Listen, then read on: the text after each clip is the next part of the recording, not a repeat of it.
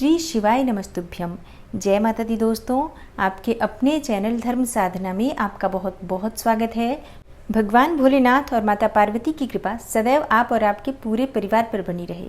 दोस्तों, आज शिव महापुराण की कथा का 7वां दिन है और आज की कथा में आप सुनेंगे भगवान विष्णु के नाभि से कमल का प्रादुर्भाव होना, भगवान शिव की इच्छावश ब्रह्मा जी का उससे प्रकट होना और कमल लाल के उद्गम का पता लगाने में असमर्थ ब्रह्मा जी का तप करना, भगवान श्रीहरि का उन्हें दर्शन देना, विवादग्रस्त ब्रह्मा विष्णु के बीच में अग्नि स्तंभ का प्रकट होना तथा उसकी ओर छोर का पता न पाकर उन दोनों का उसे प्रणाम करना।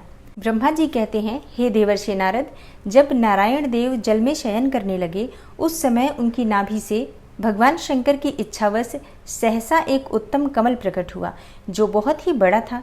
उसमें असंख्य नाल दंड थे। उसकी कांति कनेर के फूल के समान पीले रंग की थी तथा उसकी लंबाई और चौड़ाई भी अनंत योजन थी। वह कमल करोड़ों सूर्यों के समान प्रकाशित हो रहा था। सुंदर होने के साथ ही वह संपूर्ण तत्वों से युक्त था और अत्यंत अद्भुत, परम रमणीय, दर्शन के योग्य तथा सबसे उत्तम था। तत्पश्चात कल्याणकारी परमेश्वर सांब सदाशिव ने पूर्ववत प्रयत्न करके मुझे अपने दाहिने अंग से उत्पन्न किया। हे मुने, उन महेश्वर ने मुझे तुरंत ही अपनी माया से मोहित करके नारायण देव के नाभि कमल में डाल दिया और लीला पूर्वक मुझे वहां से प्रकट किया।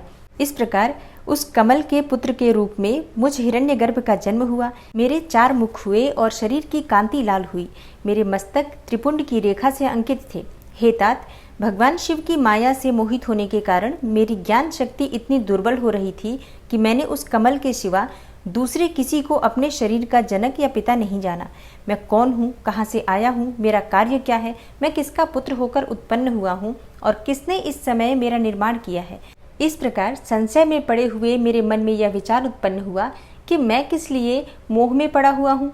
जिसने मुझे उत्पन्न किया है उसका पता लगाना तो बहुत ही सरल है। इस कमल पुष्प का जो पत्र युक्त नाल है उसका उद्गम स्थान इस जल के भीतर नीचे की ओर ही है। जिसने मुझे उत्पन्न किया होगा वह पुरुष भी वही होगा, इसमें कोई संशय नहीं है। तब ऐसा निश्चय करके मैंने अपने को कमल से नीचे उतारा। हे मुने, मैं उस कमल की एक एक नाल में गया और सैकड़ों वर्षों तक वहां भ्रमण करता रहा, किंतु कहीं भी उस कमल के उद्गम का उत्तम स्थान मुझे नहीं मिला। तब पुनः संशय में पड़कर मैं उस कमल पुष्प पर जाने को उत्सुक हुआ और नाल के मार्ग से उस कमल पर चढ़ने लगा। इस तरह बहुत ऊपर जाने पर भी मैं उस कमल के कोश को न पा सका। उस दशा में मैं और भी मोहित हो उठा। हे मुने, उस समय भगवान शिव की इच्छा से परम मंगलमयी उत्तम आकाशवाणी प्रकट हुई जो मेरे मोह का विध्वंस करने वाली थी। उस वाणी ने कहा, तपस्या करो। तब उस आकाशवाणी को सुनकर मैंने अपने जन्मदाता पिता का दर्शन करने के लिए उस समय पुनः प्रयत्न पूर्वक 12 वर्षों तक घोर तपस्या की। तब मुझ पर अनुग्रह करने के लिए ही 4 भुजाओं और सुंदर नेत्रों से सुशोभित भगवान विष्णु वहां सहसा प्रकट हो गए। उन परम पुरुष ने अपने हाथ में शंख, चक्र, गदा और पद्म धारण कर रखे थे। उनके सारे अंग सजल जलधर के समान श्याम कांति से सुशोभित थे और उन परम प्रभु ने सुंदर पीतांबर पहन रखा था। उनके मस्तक आदि अंगों में मुकुट और महामूल्यवान आभूषण शोभा पाते थे। उनका मुखार विंद प्रसन्नता से खिला हुआ था। मैं उनकी छवि पर मोहित हो रहा था। वे मुझे करोड़ों कामदेवों के समान मनोहर दिखाई दिए। उनका वह अत्यंत सुंदर रूप देखकर मुझे बड़ा आश्चर्य हुआ। वे सांवली और सुनहरी आभा से उद्भासित हो रहे थे। उस समय उन सद सत्व स्वरूप सर्वात्मा 4 भुजा धारण करने वाले महाबाहु नारायण देव को वहां उस रूप में अपने साथ देखकर मुझे बड़ा हर्ष हुआ। तदनंतर उन नारायण देव के साथ मेरी बातचीत आरंभ हुई और भगवान शिव की लीला से वहां हम दोनों में कुछ विवाद छिड़ गया। इसी समय हम लोगों के बीच में एक महान अग्नि स्तंभ ज्योतिर्मय लिंग प्रकट हुआ। मैंने और श्रीहरि विष्णु ने क्रमशः ऊपर और नीचे जाकर उसके आदि अंत का पता लगाने के लिए बड़ा प्रयत्न किया, परंतु हमें कहीं भी उसका ओर छोर नहीं मिला। मैं थक कर ऊपर से नीचे लौट आया और भगवान विष्णु भी उसी तरह नीचे से ऊपर आकर मुझसे मिले। हम दोनों शिव की माया से मोहित थे। श्रीहरि ने मेरे साथ आगे पीछे और अगल बगल से परमेश्वर शिव को प्रणाम किया। फिर वे सोचने लगे, यह क्या वस्तु है, इसके स्वरूप का निर्देश नहीं किया जा सकता, क्योंकि न तो इसका कोई नाम है और न कर्म है। लिंग रहित तत्व ही यहाँ लिंग भाव को प्राप्त हो गया है। ध्यान मार्ग में भी इसके स्वरूप का कुछ पता नहीं चलता।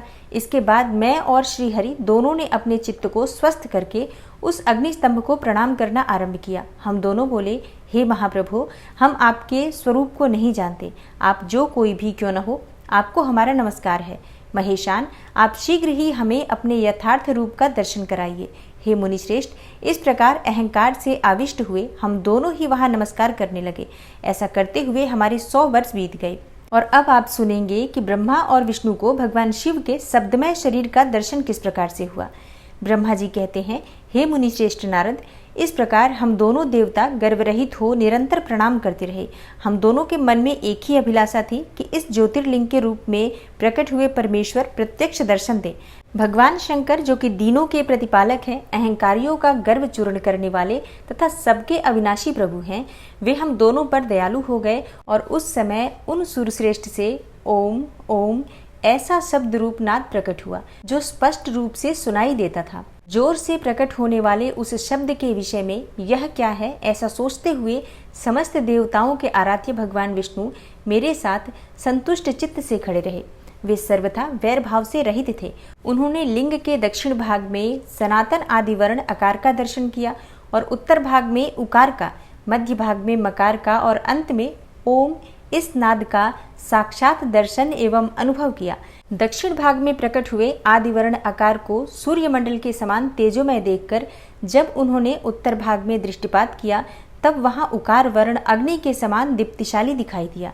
हे मुनिश्रेष्ठ, इसी तरह उन्होंने मध्य भाग में मकार को चंद्रमंडल के समान उज्ज्वल कांति से प्रकाशमान देखा। तदनंतर जब उसके ऊपर दृष्टि डाली, तब शुद्ध स्फटिक मणि के समान निर्मल प्रभा से युक्त, तुर्यातीत, अमल, निष्कल, निरुपद्रव, निर्द्वंद, अद्वितीय, शून्यमय, बाह्य और अभ्यंतर के भेद से रहित, बाह्यांतर भेद से युक्त, जगत के भीतर और बाहर स्वयं ही स्थित, आदि मध्य और अंत से रहित, आनंद के आदिकरण तथा सबके परम आश्रय, सत्य आनंद एवं अमृत स्वरूप पर ब्रह्म का साक्षात्कार किया। उस समय श्रीहरि यह सोचने लगे कि यह अग्नि स्तंभ यहाँ कहाँ से प्रकट हुआ है। हम दोनों फिर इसकी परीक्षा करें। मैं इस अनुपम अनल स्तंभ के नीचे जाऊंगा। ऐसा विचार करते हुए श्रीहरि ने वेद और शब्द दोनों के आवेश से युक्त विश्वात्मा शिव का चिंतन किया। तब वहां एक ऋषि प्रकट हुए जो ऋषि समूह के परम सार रूप माने जाते हैं। उन्हीं ऋषि के द्वारा परमेश्वर श्री विष्णु ने जाना कि इस शब्द ब्रह्ममय शरीर वाले परम लिंग के रूप में साक्षात पर ब्रह्म स्वरूप महादेव जी ही यहाँ प्रकट हुए हैं। ये चिंता रहित अथवा अचिंत्य रुद्र हैं। जहाँ जाकर मन सहित वाणी उसे प्राप्त किए बिना ही लौट आती है, उस पर ब्रह्म परमात्मा शिव का वाचक एकाक्षर प्रणव ही है। वे इसके वाच्यार्थ रूप हैं। वह सुवर्णमय अंड के रूप में ही बताने योग्य था। उसका और कोई विशेष लक्षण नहीं लक्षित होता था। वह दिव्य अंड अनेक वर्षों तक जल में ही स्थित रहा। तदनंतर 1000 वर्ष के बाद उस अंड के 2 टुकड़े हो गए और जल में स्थित हुआ वह अंड अजन्मा ब्रह्मा जी की उत्पत्ति का स्थान था और साक्षात महेश्वर के आघात से ही फूटकर 2 भागों में बट गया था। उस अवस्था में उसका ऊपर स्थित हुआ सुवर्णमय कपाल बड़ी शोभा पाने लगा। वही द्युलोक के रूप में प्रकट हुआ था तथा जो उसका दूसरा नीचे वाला कपाल था, वही यह 5 लक्षणों से युक्त पृथ्वी है। उस अंड से चतुर्मुख ब्रह्मा उत्पन्न हुए जिनकी क संज्ञा है और वे समस्त लोकों के सृष्टा हैं।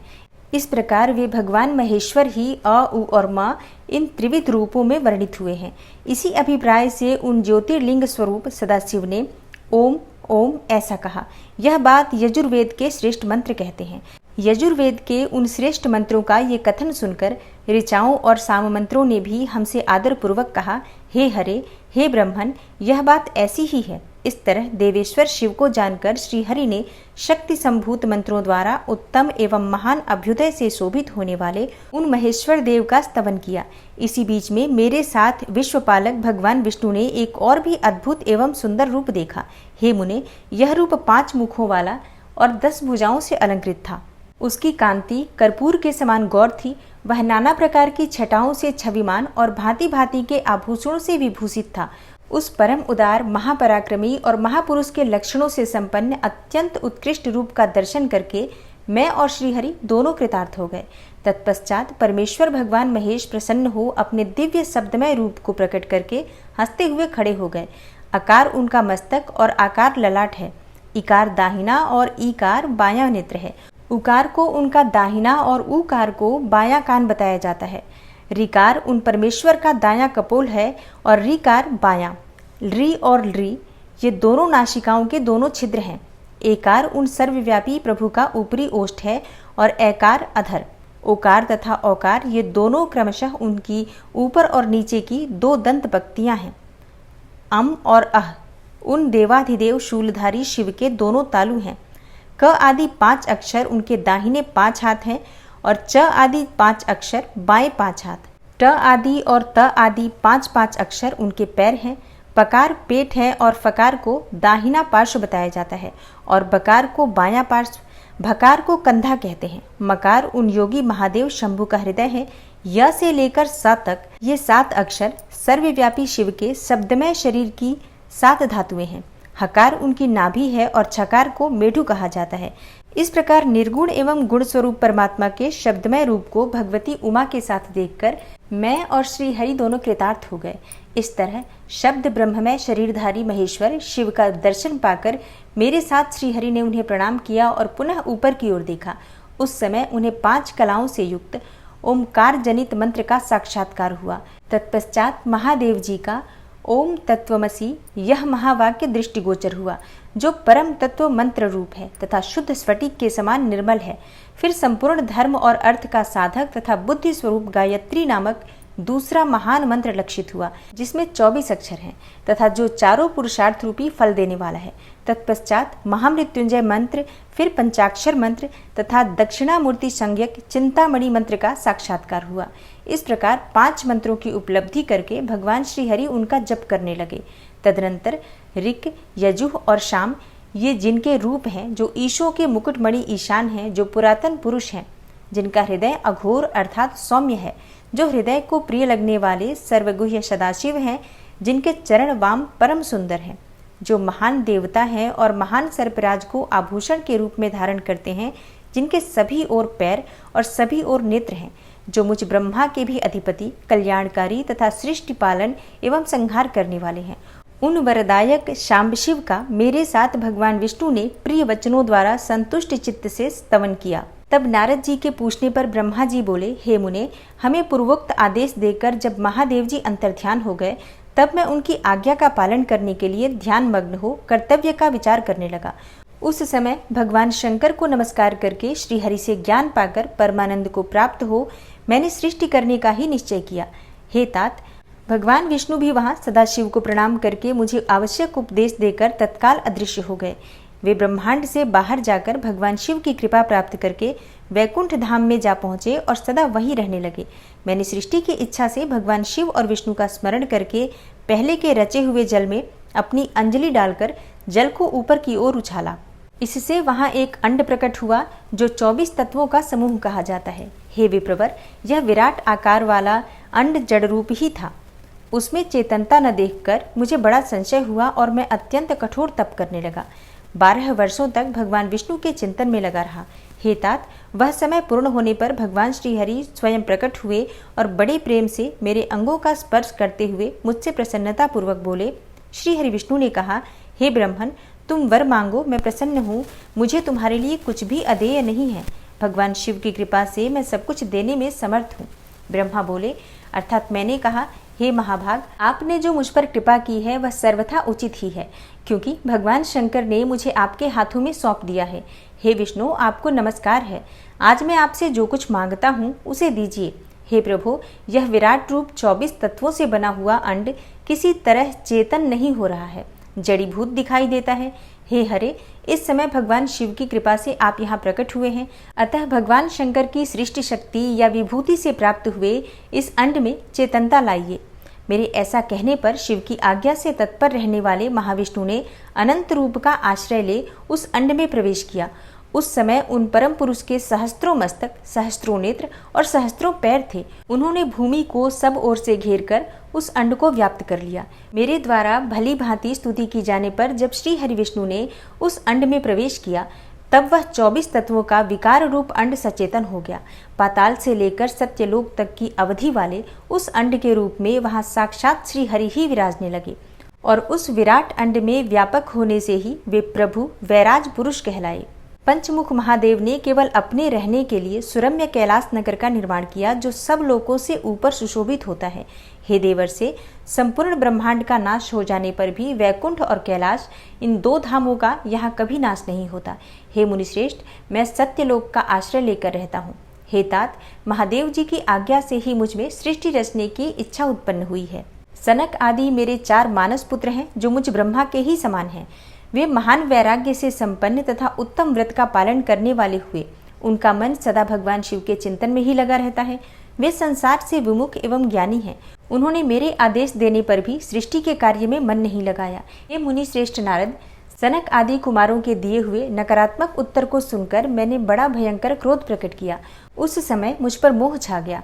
उस अवसर पर मैंने मन ही मन भगवान विष्णु का स्मरण किया। वे शीघ्र ही आ गए और उन्होंने समझाते हुए मुझसे कहा, तुम भगवान शिव की प्रसन्नता के लिए तपस्या करो। हे मुनिश्रेष्ठ, श्री हरि ने जब मुझे ऐसी शिक्षा दी, तब मैं महाघोर एवं उत्कृष्ट तप करने लगा। सृष्टि के लिए तपस्या करते हुए मेरी दोनों भौहों और नासिका के मध्य भाग से, जो उनका अपना ही अविमुक्त नामक स्थान है, महेश्वर की 3 मूर्तियों में से अन्यतम पूर्णांश सर्वेश्वर एवं दयासागर भगवान शिव अर्धनारीश्वर रूप में प्रकट हुए, जो जन्म से रहित, तेज की राशि, सर्वज्ञ तथा सर्वश्रेष्ठा है। उन नील लोहित नामधारी साक्षात उमा वल्लभ शंकर को सामने देखकर बड़ी भक्ति से मस्तक झुकाकर उनकी स्तुति करके मैं बड़ा प्रसन्न हुआ और उन देव देवेश्वर से बोला, हे प्रभु, आप भांति भांति के जीवों की सृष्टि कीजिए। मेरी यह बात सुनकर उन देवाधिदेव महेश्वर रुद्र ने अपने ही समान बहुत से रुद्रगणों की सृष्टि की। तब मैंने अपने स्वामी महेश्वर महारुद्र से फिर कहा, हे देव, आप ऐसे जीवों की सृष्टि कीजिए जो जन्म और मृत्यु के भय से युक्त हों। हे मुनिश्रेष्ठ, मेरी ऐसी बात सुनकर करुणा सागर महादेव जी हंस पड़े और तत्काल इस प्रकार बोले। महादेव जी ने कहा, विधाता, मैं जन्म और मृत्यु के भय से युक्त अशोभन जीव की सृष्टि नहीं करूंगा, क्योंकि वे कर्मों के अधीन हो दुख के समुद्र में डूबे रहेंगे। मैं तो दुख के सागर में डूबे हुए उन जीवों का उद्धार मात्र करूंगा। गुरु का स्वरूप धारण करके उत्तम ज्ञान प्रदान कर उन सबको संसार सागर से पार करूंगा। हे प्रजापते, दुख में डूबे हुए सारे जीवों की सृष्टि तो तुम ही करोगे। मेरी आज्ञा से इस कार्य में प्रवृत्त होने के कारण तुम्हें माया नहीं बांध सकेगी। मुझसे ऐसा कहकर श्रीमान भगवान नील लोहित महादेव मेरे देखते देखते अपने पार्षदों के साथ वहां से तत्काल तिरोहित हो गए। ओम नमः शिवाय। श्री शिवाय नमस्तुभ्यम। दोस्तों, आज की कथा का यहीं पर समापन करती हूँ और मिलती हूँ आपसे कल की कथा में। और आज की ये वीडियो अगर आपको अच्छी लगी हो तो वीडियो को लाइक ज़रूर कीजिए और शेयर भी ज़रूर कीजिए फैमिली फ्रेंड्स के साथ। चैनल पर पहली बार आए हैं, अगर अभी तक आपने चैनल को सब्सक्राइब नहीं किया है तो आज की वीडियो अगर आपको अच्छी लगी हो तो चैनल को सब्सक्राइब ज़रूर कर लीजिए और बेल बटन को भी प्रेस कर लीजिए। तो इससे ये होगा कि इस चैनल पर जो नई वीडियो अपलोड होंगी उनकी नोटिफिकेशन आपको सही समय पर प्राप्त होगी। मैं मिलती हूँ आपसे अगली वीडियो में, तब तक के लिए नमस्कार।